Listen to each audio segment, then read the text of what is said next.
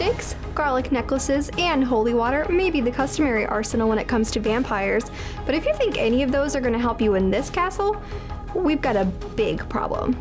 Oh yeah, we're talking Resident Evil Village. I'm Alli Embers, and you're watching All In.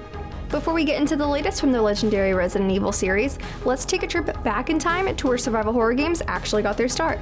For those of you who may not know what survival horror games are, they are games in which a vulnerable or underarmed protagonist must escape or survive an eerie environment, which typically aims to create an atmosphere similar to that of a horror film and usually contains some type of paranormal foe. Now, when we think of some of the very first survival horror games, the popular 1990s titles like Capcom's Resident Evil, Silent Hill, and Alone in the Dark, arguably the first ever modern survival horror game, come to mind. But in fact, the survival horror subgenre actually made its way into the gaming world in the 1980s, way before anyone ever used the term survival horror. Designer J.K. Gray and programmer Malcolm Evans created 3D Monster Maze for the Sinclair ZX81 platform, released in February of 1982. The premise of the game was simple. Players were dropped into randomly generated mazes in which the goal was to outrun the big scary monster, all with no audio and a whopping 6 frames per second. That monster, by the way, yeah, that guy.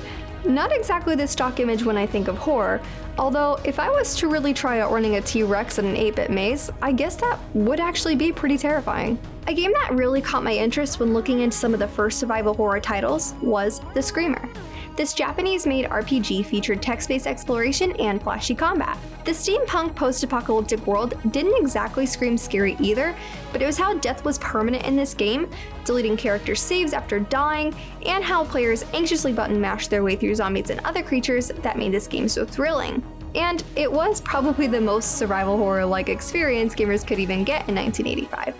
Another popular early survival horror game was Capcom's Sweet Home. Most notable for serving as the inspiration for the original Resident Evil series, this Japanese horror film-inspired RPG launched for the NES in 1989. It takes place in an old mansion where 5 people are in search of precious frescoes that are hidden there.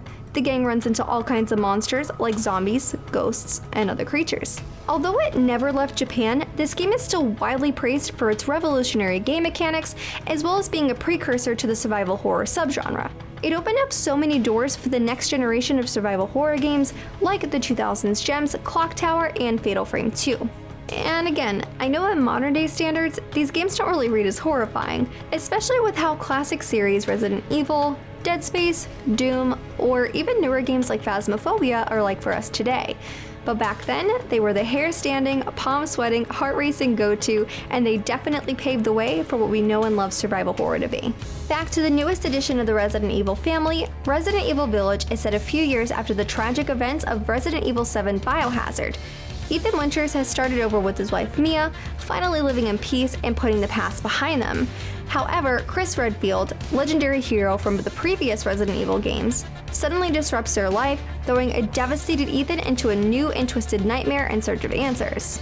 The game takes place in an isolated mountainous village and in a 15th century castle in Europe, where the awful Lady Dimitrescu is the game's main antagonist. If you've watched the official trailers and the gameplay demo footage from the showcase earlier this year, we know of 2 things: that her and her daughters are up to no good, and they have an insatiable appetite for blood. Pretty sure Dracula's got nothing on these ladies. This game seems like it's got everything: medieval castles, mentions of rituals, and one big lady with an even bigger hat. I'm so eager to see where the story goes. The trailer left me with so many questions, like why would Redfield go as far as kidnapping Ethan, and what's with this creepy old village? Well, we'll be able to find out on May 7th when Resident Evil Village launches for Xbox One, Xbox Series X and Series S, PlayStation 4, PlayStation 5, and PC. Well, that's all I got for you guys this time. Again, I'm Alli Embers. You can catch me on my Instagram and my Twitch at Alli Embers. Until next time, toodles!